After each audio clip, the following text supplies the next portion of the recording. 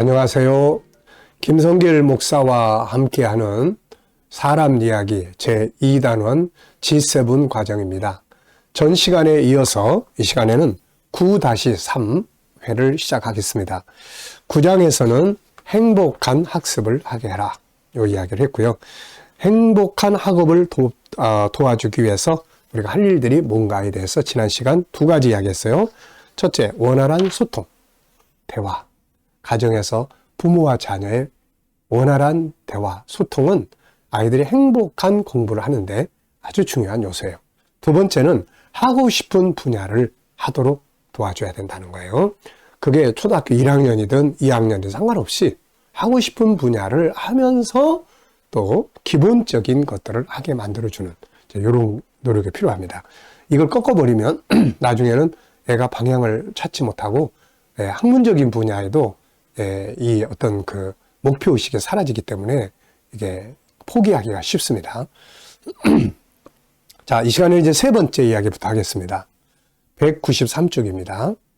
해야 할 의미를 수시로 찾아주라 하는 거예요. 해야 될 의미.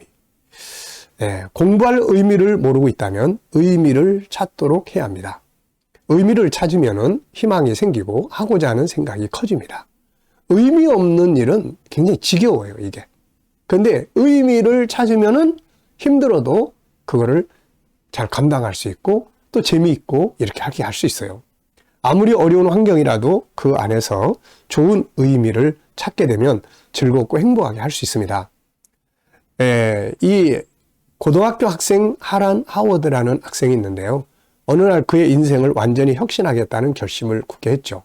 이 학생은 굉장히 지겹기 짝이 없는 아르바이트를 재미있게 만들어 보겠다는 생각이었어요. 그의 일은 매우 형편없는 것이었습니다. 친구들이 방과 후나 점심시간에 야구를 한다든지 여학생들과 어울려 놀고 있을 때 그는 혼자서 학교 식당에서 청소를 하거나 접시를 닦거나 학생들에게 아이스크림을 파는 아르바이트를 해야 했죠. 어쨌든 그는 자기 일을 몹시 경멸하고 있었습니다. 부족한 학비 때문에 아르바이트를 계속해야 했고 이왕에 하는 건 일이니 좀 지겹지 않게 했으면 좋겠다 이런 생각이 들기 시작을 했어요. 그래서 그가 착안한 것이 그가 학생들에게 하루 종일 지겹게 팔아야 하는 아이스크림에 대한 연구를 해야 되겠다 생각이 들었죠. 그래서 그는 자기의 지겨운 것을 지겹지 않은 것으로 만들려는 시도였습니다. 그는 아이스크림이 어떻게 만들어지며 무엇을 만드는데 어떤 재료가 쓰이고 왜 맛이 좋은 것과 나쁜 것이 생기는지 화학적으로 깊이 연구를 했습니다. 결과 그는 마침내 화학의 1인자가 됐죠. 그는 점점 영양학에도 흥미를 가지게 되었고 마침내 매사추세츠 주립대학에 입학해서 식품공학을 전공을 했고 우수한 성적으로 학교를 졸업했고 다음에는 자기 집 지하실에 개인 연구소를 만들었죠. 그러다가 정부에서 이제 우유를 소비자들에게 팔려면 우유에 함유하게 되어 있는 박테리아의 양을 표시해야 한다는 새로운 법률이 시작되었고 이때부터 하워드는 이 속에 들어있는 아머스트에 있는 14개 우유 회사로부터 박테리아 수를 계산하는 일을 맡을 수 있었고 날이 갈수록 회사는 번창해 갔다고 합니다.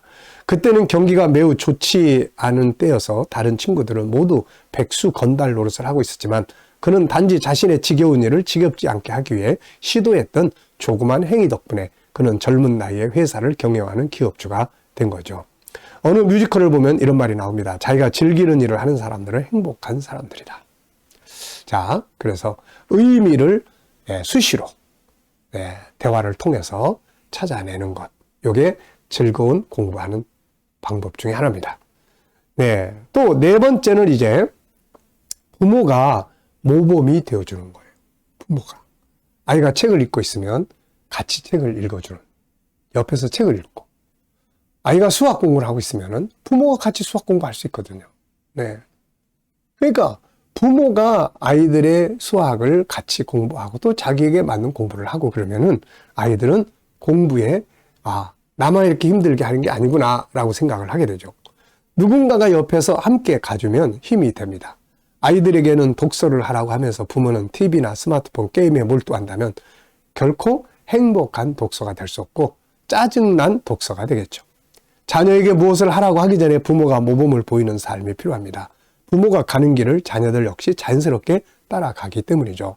부모가 보여주는 좋은 모델은 자녀들을 평안하고 행복한 마음으로 공부하게 만들어줍니다. 5번째, 주도적인 학습 계획 짜기. 네, 학습 계획을 자기가 짜야 돼요. 놀고 싶은 시간이 언제인지, 머리가 가장 잘 돌아가는 시간이 언제인지. 근데 이런 게 다 무시당하고 부모가 딱 짜준 대로 한다 그러면 굉장히 힘든 거예요. 주도적인 삶이란 지시와 명령에 따라 움직이는 기계적인 삶이 아니라 스스로 주인의식을 가지고 계획하고 도전하고 변화시켜가는 삶이에요. 학업이나 재능 개발 역시 마찬가지입니다. 스스로 다양한 질문을 하고 답을 찾아가고 학습 역시 스스로 해야 할 이유를 분명히 인식하고 스스로 계획을 세워서 나가게 하면 즐겁죠. 부모나 주변의 사람들은 아이가 자기 스스로 자기 길을 찾아갈 수 있도록 좋은 질문을 던져주고 좋은 경험과 자원들을 제공해주고 아이가 선택하는 방법과 길을 지지하고 협력을 하면 되는 거죠. 자, 이미 우리가 살펴봤습니다만은 주도적인 삶을 살면 몇 가지의 장점이 나옵니다. 만들어져요. 우선 자부심이 생겨요. 내가 했다는 것. 기대감이 있고 성취감과 기쁨이 있습니다. 업무에 발전이 있고 자기 발전이 있습니다. 신뢰와 인정을 받게 되고 자기 영광을 얻게 됩니다. 그리고 이런 사람들은 리더십이 만들어지게 돼요. 자, 이것을 주도적인 걸 하기 위해서는 자꾸 지시하고 명령하고 책망하고 꾸중하고 이런 것들을 하면 안 돼요. 이거. 그렇게 되면 주도적인 게 아니라 자꾸 눈치를 보게 되고 기계적인 삶을 살게 되는 겁니다. 자, 지시와 명령에 의해서 행동하는 삶은 어떤 결과가 오느냐? 우선 스트레스를 받아요. 항상 시켜서 하면 막 짜증납니다. 또 생각의 차이 때문에 갈등이 많이 생겨요. 엄마는 이렇게 시켰는데 아이는 저렇게 했어. 중간에 커뮤니케이션이 잘 안 된 거예요. 그러면 이제 나중에 서로 막 싸우게 되죠. 너 왜 이렇게 했어? 엄마 그렇게 하라고 그랬잖아. 내가 언제 그렇게 하라고 그랬어? 막 이런 문제가 생겨요. 형식적인 게 생겨요. 엄마가 있으면 하고 없으면 안 해버리는 상황이 생기죠. 성취감, 즐거움이 없습니다. 또 공부에 발전이 없어요. 기계적으로 하는 아이들이 공부가 발전하겠습니까? 절대로 안 돼요, 이거는. 네. 그리고 책임감이 아주 약해집니다. 그리고 사람들에게 인정받기 어렵고요. 자기 발전이 없습니다. 이런 아이들은 리더십을 갖기가 힘듭니다. 누가 아이들에게 리더십을 맡기겠어요? 아이 스스로가 가장 효과적인 학습 방법을 찾도록 해야 하고 아이 스스로가 가장 효과적인 학습 계획을 짜게 해야 됩니다. 부모는 아이의 선택과 계획이 마음에 안 들어도 지지하고 지원하는 게 중요하죠. 그리고 선택한 계획은 꼭 잘 마무리할 수 있도록 격려하고 또 보상하고 이런 게 필요하죠. 자, 6번째는 여행과 쉼을 갖는 시간이 필요합니다. 여유를 갖는 거죠. 어린아이든 어른이든 사람은 때로는 쉼이 필요합니다. 아이들 역시 공부에 지치고 주변 환경에 지치고 힘들 때가 있어요. 특히 우리나라의 학업 과정은 이게 막 선행 학습을 하고 막 하다 보면은 애들이 정말 지치기 쉽습니다. 그리고 하는 게 너무 많아요. 즐거움으로 할 수 있는 분위기가 아니에요, 이거. 주어진 과정을 남보다 더 빠르게 따라가야 하는 부담을 갖게 하는 교육 체계예요. 마치 노동의 현장에서 누가 더 빨리 완벽하게 일을 하는가와 같은 거예요. 쉼 없이 진행되는 수업, 현장에 아닌 학문에 집중된 교육, 남보다 더 잘해야 되는 경쟁심, 학교 수업이 끝나도 계속되는 학원 수업, 현재 과정도 따라가기 힘든데 미리 공부해야 하는 선행 학습 등 이것이 일주일, 한 달, 2달 계속된다고 생각해 보세요. 결국 나중에는 머리가 번아웃이 옵니다, 이게. 교육은 남과 경쟁하는 게 아니라 자기를 찾아가고 자기를 개발해가는 일이에요.